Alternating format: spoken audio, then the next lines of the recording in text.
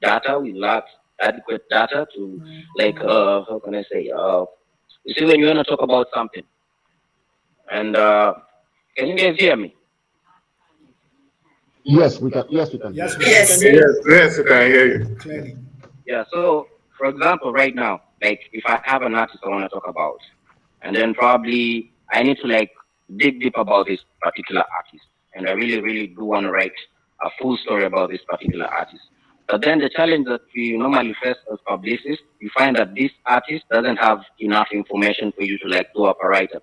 So even though if you research or do the research about this particular artist, you may not find most of his information. Understand? So we lack that enough information for most of these artists, or maybe if there's a brand that you want to work up with, if there's something you really want to talk about, there's like no enough information. And if we talk about the music, the African Music Library coming, I feel like that's the best initiative, because at least us as publicists will be able to like go there, research the information, find out about this particular artist, and now from there we can now know what we're going to write about. You understand? So I feel like some of the challenges us as publicists we face is lack of enough information, lack of enough data about this artist you're working with. You understand? So if we have something like the way the African Music Library is coming up with, that is something to make our work easier, because now we'll have a place where we know that if you want certain information about a certain particular African artist, it's easy for us to just go there and just search the particular artist and we get all the information about this artist. Because some of us we really suffer. We can't get enough information because most of these artists don't have information, like the right information. So you end up like facing lots of challenges here and there. Thank you very much, Derek, for bringing home that point. I mean, it's obvious. You can only do what anything with something. I mean, you can't do anything with nothing. Like in mathematics, you know, anything times zero is zero. So So, if the zero. data is not available, there's really little magic Yeah, any PR or journalist can do about any artist yeah. or African music topic. Thank you very much, Derek, for that brilliant Hey, contribution. Okay, so moving you're on. welcome. Thank you. I want to welcome Kolakpo Oladapo. Is Kolakpo here? Say hello if you're here, Yeah. Kolakpo. Yeah. Hello. Yeah, I see Hello, Kolakpo. everybody. Welcome, Kolakpo. Kolakpo is a music marketing executive from Nigeria, and we are happy to have you here, Kolakpo. So, Kolakpo, I wanted to ask you, I mean, we've been talking about lack of proper documentation of African music. So, why should industry stakeholders care? We have heard from, people like Just Play. Why should you, as a music industry practitioner yourself, executive yourself, why do you think the industry stakeholders, whether it be artists, whether it be executives like yourself, whether it be labels, why should they care about having a better documentation of African music? Hello, everybody, and thanks for being here. I didn't know there was going to be this many people, but it's fine. That means everybody is interested in the future and the growth of African music, so that's encouraging. Um, Basically, asking why stakeholders and you know key players in the industry should care about um, data is like asking, should your bank verify the data of your, whoever you're sending money to before they pay the person? The answer is, yes, because at the end of the day, whether you're in music or you're in fashion or you're in film, what you're doing is buying and selling. You are communicating a product, and the quicker you can communicate that product to the end consumer, the faster you get paid. And these same rules apply to music at the end of the day. And when I would like to go back to the history of something that started from fiction into real life, which is lasers. Lasers were invented in the 60s, and the goal for the laser is they used to make a lot of movies back then where the aliens would come and there would be a death ray, and the death ray was like the ultimate weapon. in movies then. So you see movies like Star Trek, Star Wars coming into play, and you see that there's a lot of lasers being used in those movies, from the lightsabers to the Death Star itself. And you see how something that came from fiction, right? So the idea of the laser was Howard Hughes wanted to create something that was realistic and that didn't look like CGI. And one of his scientists in his labs created it, something that the U.S. military has been trying to create, like a laser hot enough to burn something with the energy of the sun. And someone with a $50,000 budget in Hollywood created it just as a movie prop. But if you look at how lasers have gone from even its relationship with music, with the compact discs, the vinyls, uh, basically now the internet. The reason why we're using 4G, 5G, 3G is because of lasers. Because the idea of a laser is once you point it at a location, it moves at the speed of what? Light.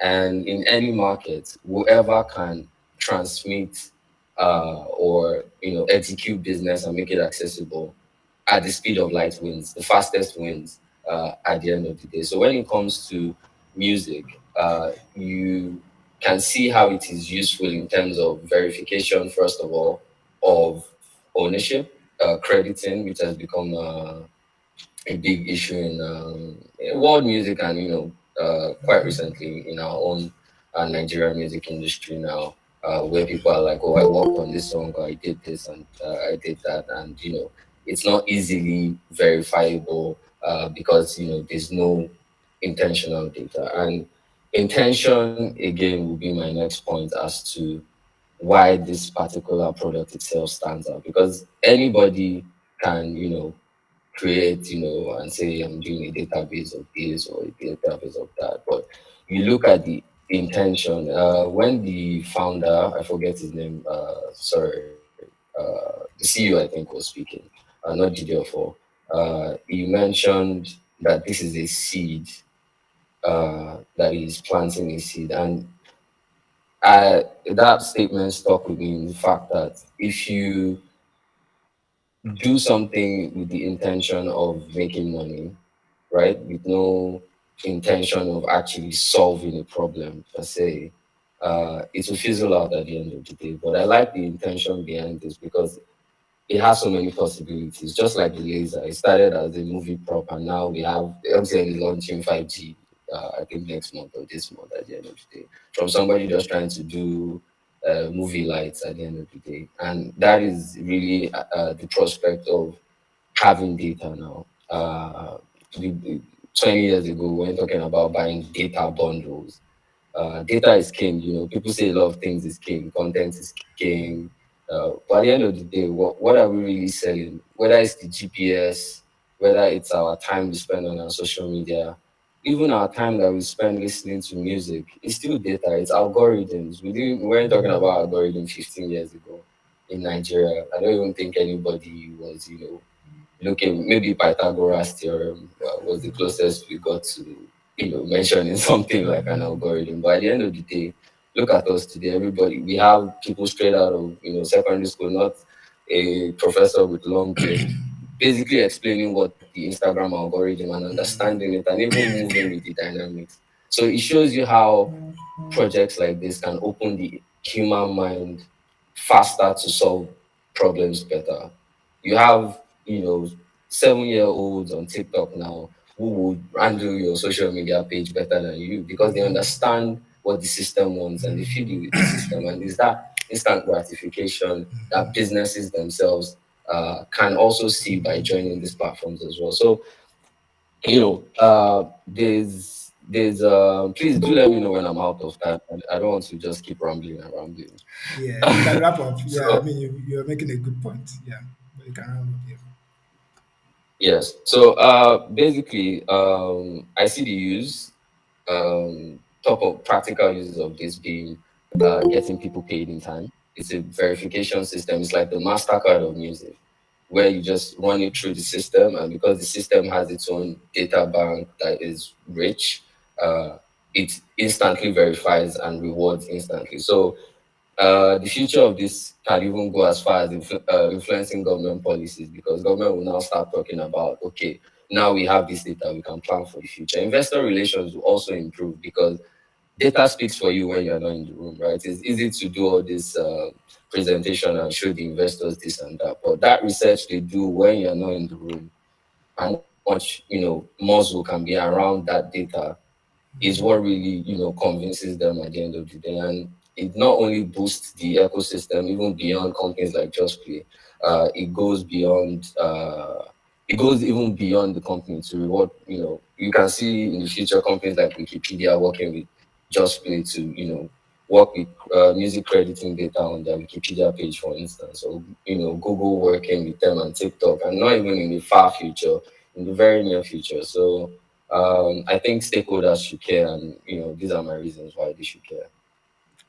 Thank you very much, Kolakbo, for that elaborate explanation of why you think the stakeholders in the music business industry in Africa today should care about proper documentation of the music. I mean, there's nothing to add. I mean, you literally, went through every single key point from, ownership to how it will even impact payment and, other businesses. Thank you very much, Kolapo. Is Shishi available now? Shishi, can you say hello? Yes, I am here. Can you hear me? Yes, Shishi, I can hear you loud and clear. Happy to have you back. Apologies. No Apologies problems. for that slight mishap. Yeah. No problems. Yeah. So Shishi, basically as Mhm. a culture journalist, I just wanted to ask, in what ways have, the absence of credible metadata impacted your work, where in working with, Mm.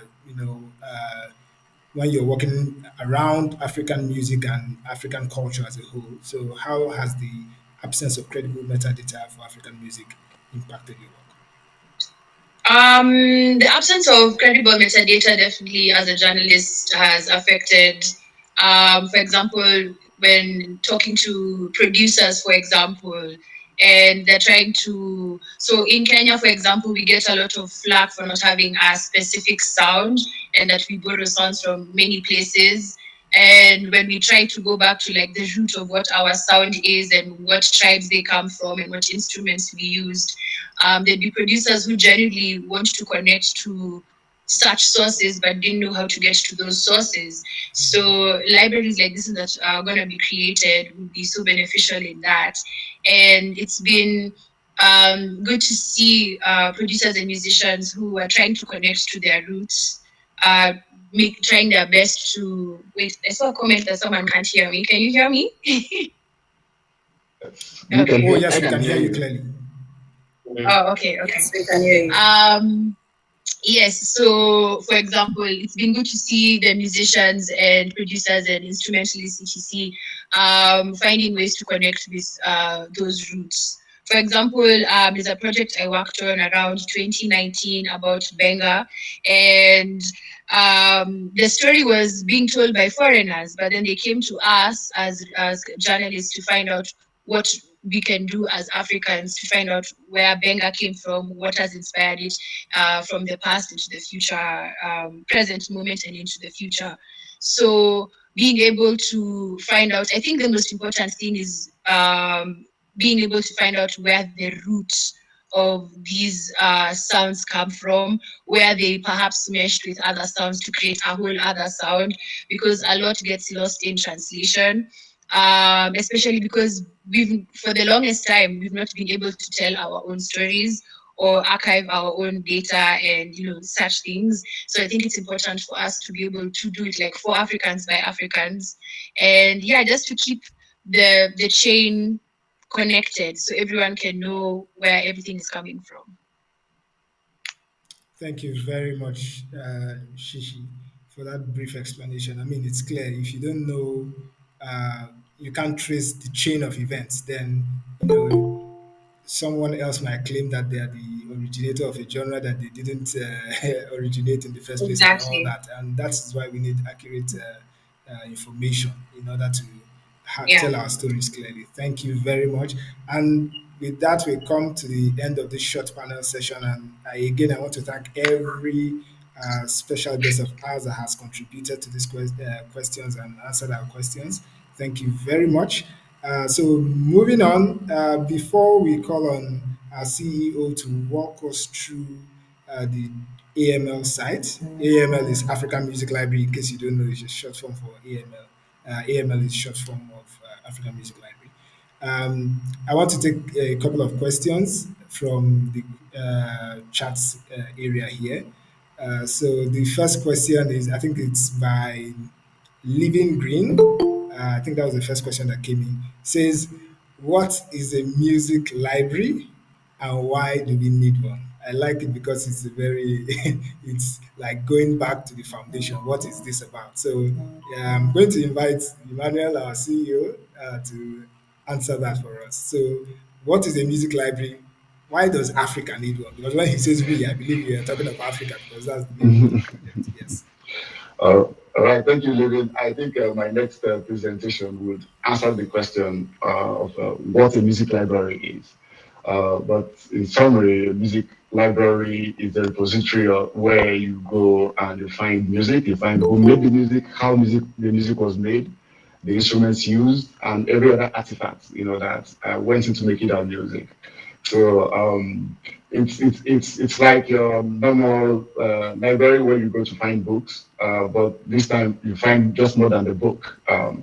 You find metadata around the book and every other information that can help you to understand that book. And I think that can just segue into my next presentation. Um, I don't know. Can you guys see my screen?